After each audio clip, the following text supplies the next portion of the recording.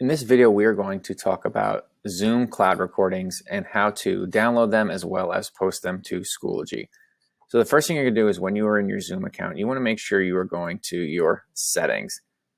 Under the recording tab, you have some different options for your Zoom recording settings.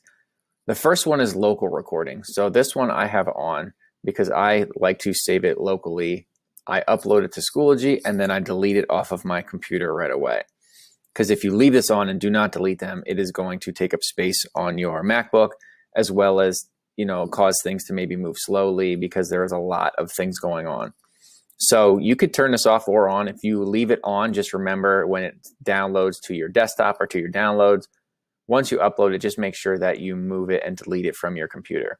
If you have cloud recording on, okay, you have the option so that it will automatically record to the cloud. However, and I'll show this on the next screen, we only have it for 14 days so that we as a district do not run out of space. And there were some issues with students being able to view it because it was private. So there's a bunch of different things, and we recommend it's a lot easier because after those 14 days, if you would upload the cloud link, it's going to move to trash and not work. So it's better to have the actual file itself because you can do some different things with it. The other option I wanted to touch on is automatic recording. If this is something that you want to do before, so you don't forget at the beginning of each period, as soon as you start your Zoom, it would automatically record. Make sure you turn that on, or just remember to start the recording once you are in your Zoom when you are ready. So let's say I made a Zoom, I completed it, I finished, I had it on cloud. Under the recordings tab, you're going to see it says cloud recordings, and it's going to show here.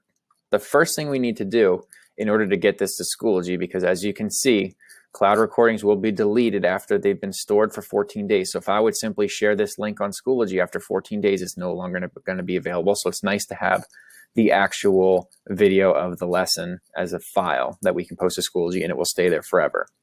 So what we want to do is when you go to More, it's going to say download 2 files. What it's going to download, and I did this already, you're going to see down here, there's one file called M4A, which is the audio only version of the Zoom, and then MP4, which is the video and audio version. What you can do once that is there, you are able to go back to your Schoology course. You can go to Add Materials, add the file link or external tool. You can click on File, and then what you're going to do is you are just going to attach it just like you would something to an email. You are going to go to Attach Files. You're going to go find where it's saved, and you can see mine was right here. I can hit Open. It's attaching, and it would go on there. One thing to point out is you can see it says max 512 megabytes per file.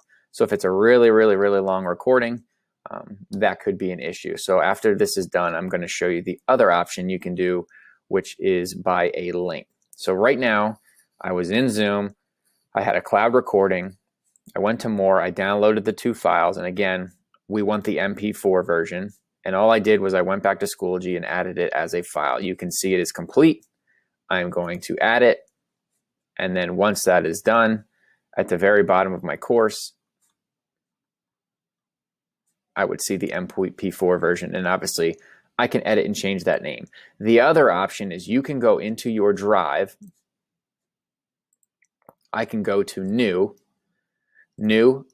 Upload File, and then I can select that file just like I did inside of Schoology. The nice thing about that is once it is done, I can get the shareable link to that video, and then when I go to Add Materials, Add File Link, all I'm going to do this time is click on the link for the file that is in your Google Drive. Therefore, as you can see, there is no limit to the max of the length of the video just because it is a web version. One thing to point out that I always like to do, and again, it's your preference, is once you would add the link, give it a title. I always like to click this button so that it opens in a new tab for students. Sometimes on any website, things can display a little funky if sometimes it's embedded. So I like to click on that so that it opens up in a new tab for them. So again, if you are doing recordings on Zoom, make sure they are going to, if you're doing them locally, make sure when you upload them, you get rid of them off of your computer so that they're not taking up space and are being housed in either Schoology or Google Drive. And if you're doing the cloud recordings, just remember they are going away after 14 days, so you will need to download them first.